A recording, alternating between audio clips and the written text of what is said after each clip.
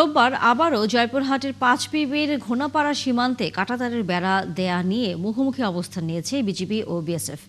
জয়পুরহাট ২০ বিজিপির সহকারী পরিচালক মোহাম্মদ ইমরান হোসেন জানান, রবিবার ভোরে আবারও কয়া ক্যাম্পের আওতাধীন পূর্ব উচনা ঘোনাপাড়া এলাকায় ২৮১ পিলারের কাছেই কাঁটাতারের বেড়া দেওয়া শুরু হয়। এলাকাবাসী খবর দিলে বিজিবি তাদের বাধা দেয়। পরে আবারও কাজ বন্ধ করে চলে যায় বিএসএফ এর সদস্যরা। পরে কাঁটাতার দেয়া বন্ধ রাখতে বিজিবি ও বিএসএফ পতাকা বৈঠক করে। শনিবার ওই একই রকম আরেকটি বৈঠক হয়েছিল।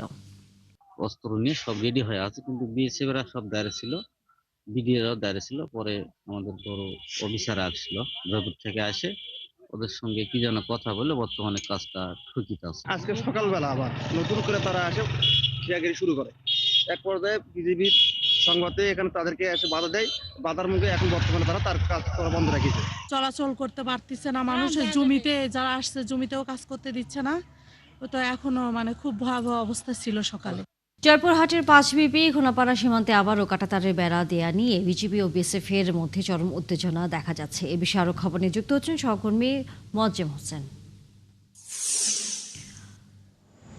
মোয়াজ্জেম, আমরা জানি যে এই কাঁটাতারের বেড়াকে ঘিরে এর মধ্যে বিজিবি এবং বিএসএফ এর মধ্যে বৈঠক হয়েছে। সেই বৈঠকের কোনো সুরাহা হলো কিনা, নাকি সেখানে আসলে এই বিষয়টি অমীমাংসিত থেকেই গেল? আপনি যেমনটি বলছিলেন যে জয়পুরহাটের পাঁচবিবি উসনা ঘোনাপাড়া এলাকাতে বিএসএফ এর অর্থাৎ ভারতীয় বিএসএফ এরা যে তার কাটা দিয়েছিল, সেটা নিয়ে কিন্তু গত কয়েকদিন ধরে কিন্তু এখানে উত্তেজনা চলে আসছিল।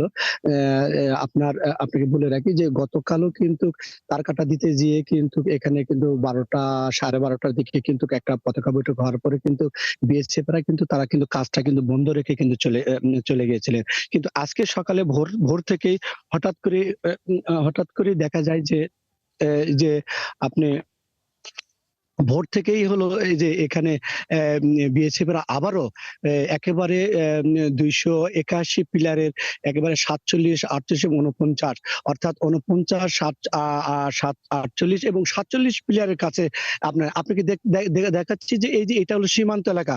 এই যে সামনে যে মরা গাছটা রয়েছে, এটা একেবারে 0 পয়েন্ট। এখান থেকেই কিন্তু এই বিএসএফরা একেবারে বাংলাদেশের একেবারে সীমানা ঘেঁষে তার কাটা দিয়ে আসছিলেন। আপনাকে বলে রাখি যে আন্তর্জাতিক সীমারেখার যে ১৫০০ ফিটের মধ্যে যে তার কাটা দেওয়ার কথা ছিল, সেটি কিন্তু অমান্য করেই কিন্তু তারা একেবারে বাংলাদেশের 0 পয়েন্টে বলছে। আপনাকে আরেকটু বলে রাখি যে এই তার কাটা নিয়ে কিন্তু শুধু আজকে না, গত বছরের অক্টোবরে কিন্তু এই তার কাটা দেওয়া ধরেছিল। সোনাপাড়া থেকে একেবারে যে ঘোনা, এই এলাকাতে দীর্ঘ প্রায় ৩-৪ কিলোমিটার কিন্তু তারা গত বছর থেকে এখন পর্যন্ত কিন্তু তারা তার কাটা দিয়ে আসতেছিলেন। কিন্তু আজকে যে 0 পয়েন্টে, অর্থাৎ যে ২৪১ পিলারের যে ৪৭ নাম্বার পিলারের একেবারে কাছাকাছি তার কাটা দিচ্ছিল। আমি যদি আপনাকে, এখানে একজন স্থানীয় লোক আছে যারা এই এলাকাতে বসবাস করে, তার কাছে বিষয়টা একটু জানতে চাই যে আপনাদের এই এলাকায় আজকে কি ঘটনা ঘটেছে, একটু বলবেন? ধন্যবাদ।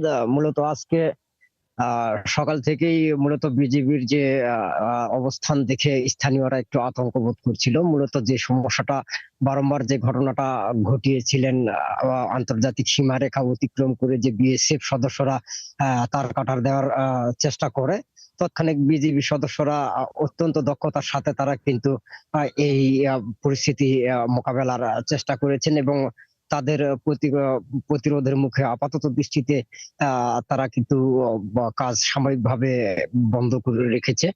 কিন্তু এখানে সবচেয়ে বড় কথা, স্থানীয়ভাবে বাসিন্দা হিসেবে আমি মনে করি যে আমাদের একটি সার্বিক একটি নিরাপত্তার ঘাটতি রয়েছে। যেমনটা আমাদের যে পাশের ভারত, তারা 0 পয়েন্ট অতিক্রম 0 পয়েন্টের একবারে পোল ঘেঁষে তারা যে তার কাটা নির্মাণ করে, সেক্ষেত্রে। ধন্যবাদ আপনাকে। তাই শুনছিলেন যে একজন স্থানীয় যে এখানকার যে একেবারে যে তার কাটার পাশে যে বসবাস, তারা বলতেছিলেন, এর স্থানীয়রা যেটি বলছিলেন। ধন্যবাদ আমাদের সাথে যুক্ত হয়ে এই বিষয়ে সর্বশেষ খবর জানানোর জন্য।